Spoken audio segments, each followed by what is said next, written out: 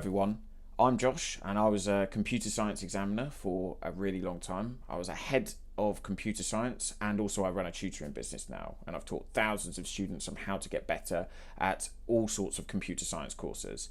This series of lessons, they're all to do with trying to give you the best possible chance of getting the best possible grades, and it's trying to do it in a condensed format. So what I've done is I've used my experience to give you all of the questions that could potentially come up on each topic. So all you need to do is just write the questions down, write the answers, and then it should give you a bit more of a condensed way to getting the top marks. So we're going to be looking at sound today, and this is relevant for all specifications. So we're just going to have a look at the questions on these. Now, the first question is, how is sound converted into a digital format? So you need to say sound is analog for the first mark and is picked up by a microphone. It is then processed by an ADC, which that stands for analog to digital converter, but you can put ADC and still get the mark. And then it's processed by the computer. The next question is, how is the analog wave measured? And it's the idea of to change analog to digital. So how the computer does this is it has to repeatedly sample it. The next question we're going to have a quick look at is, what is sample rate?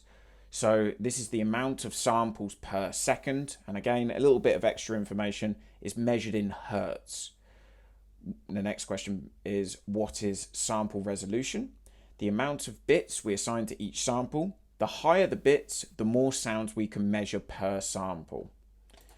The follow-on questions to these are, what effect does having either a higher or lower sample rate or sample resolution have on the quality of the sound and the file size?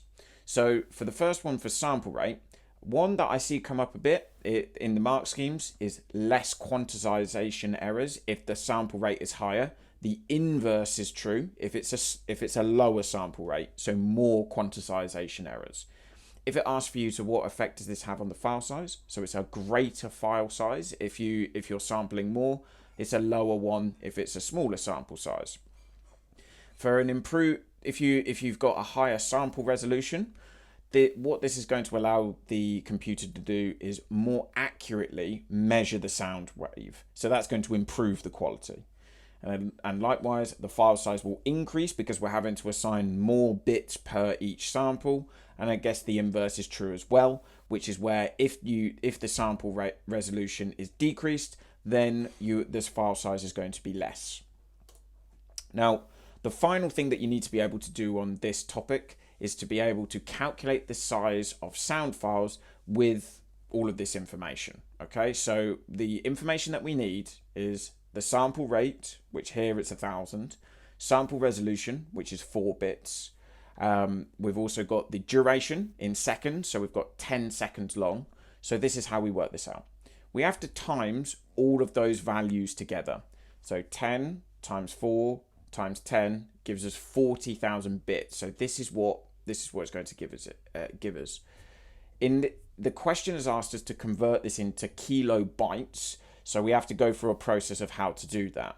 Now, to convert from bits to bytes, every byte has 8 bits. So what I'm going to do is I'm going to divide by 8, the 40,000.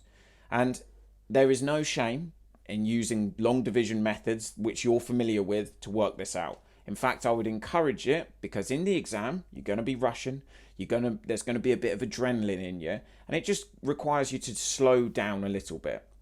And normally people finish computer science exams early.